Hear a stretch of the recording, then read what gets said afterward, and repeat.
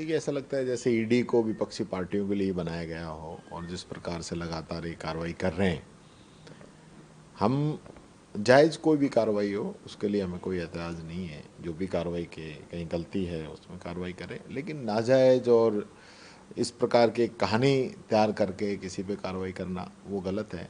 और विशेष रूप से महेश जोशी जी की वाइफ जो है पिछले 15 दिनों से बहुत सीरियस है, एडमिट है, और ऐसे समय में उनको अरेस्ट करना कहीं ना कहीं, कोई ये तो है नहीं वो कहीं भाग रहे थे, आप वो उनको अस्पताल से छुट्टी मिल जाती उसके बाद भी आप कर सकते थे कोई ये, लेकिन परेशान करना किस व्यक्ति को किस प्रकार से प्रताड़ित कर सकते हैं, ये इन लोगों की सोच है।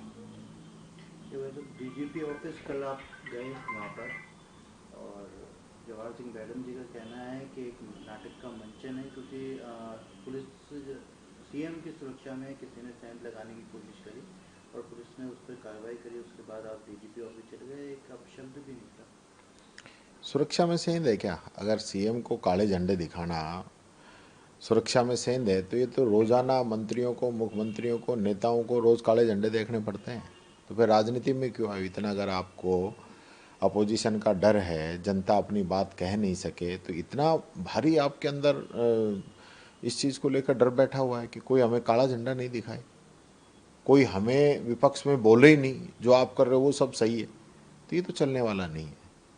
संवैधानिक अधिकार है विपक्ष का, जनता का, पब्लिक का बोलने का अधिकार है। आपने उनका सीकर संभाग खत्म किया है, आपने नीम का थाना जिला खत्म किया है, इस चीज़ को लेकर वो विरोध कर रहे थे।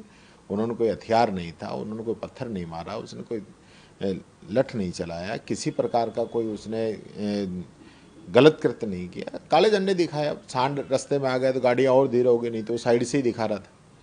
तो काले झंडे दिखाने पर इतना ही होता है, 151 में बंद कर दो, पाबंद कर दो। आज से पहले नहीं दिखाए क्या? आप इतिहास निकाल लो, 75 साल का राजस्थान का, कितनी बार काले झंडे दिखाए। और उसके बाद आप जिस प्रकार से उस बच्चे की आप परेड करा रहे हो, उसको माहौल बना रहे हो, उसके परिवार के लोगों को अरेस्ट कर रहे हो, 20 लोगों को बुला रहे हो, ये चीज़ें देखो आज लोकतंत्र के अंदर संभव नहीं है। ये तानाशाही की श्रेणी में आता है, ये मैं कहना चाहूँगा मैडम साहब को, क्योंकि वो मेरे पड़ोस ज़िले से ही आते हैं, गृह राज्य मंत्री, उनकी जिम्मेदारी है। सुरक्षा में चूक हुई है तो किस अधिकारी की वजह से हुई है उस पर कार्रवाई होनी चाहिए, नहीं कि बच्चों पे। ये तो आज कोई पहला वाकया थोड़ी है, हर बार होता है, हर बार होता है इस प्रकार का विरोध। तो एक बार जब लगातार प्रदेश में सुसाइड स्टूडेंट्स की दिखी जा रही है, एक कर्मचारी ने भी हेरिटेज नगर निगम में सुसाइड की है। देखिए, सरकार का जो है क्या चल रहा है मेरी समझ से बाहर है। अब विधानसभा सत्र चला, हमने इस बात को लेकर मजबूती से आवाज़ उठाई कि कोचिंग स्टूडेंट्स जो है लगातार सुसाइड कर रहे हैं।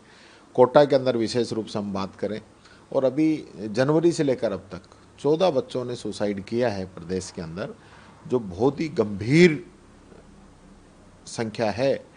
सरकार को चाहिए इस पे ठोस कदम उठाए। मैंने खुद राज्यपाल महोदय को, मुख्यमंत्री जी को लेटर लिखा था, पहले ही लिखा था, और उनको आगाह किया था इस बारे में लेकर।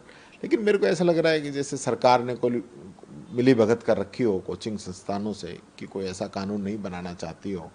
अब भी जो कानून लेके आए थे वो इस प्रकार से आया था कि वो कोचिंग संस्थानों को ही मदद मिले।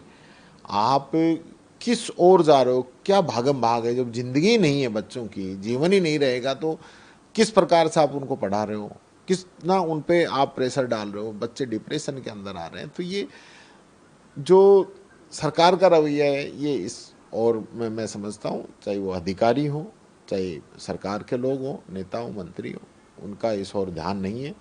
वो पता नहीं क्यों नहीं बोलना चाहते। 14 संख्या कम नहीं होती, 14 बच्चों ने सुसाइड किया है, जवान बच्चे, जिनके माता पिता के तो कलेजे के टुकड़े हैं, जिन्होंने उनको आगे बढ़ाने के लिए, पढ़ाने के लिए कोचिंग कराई थी, नहीं कि सुसाइड कराने के लिए।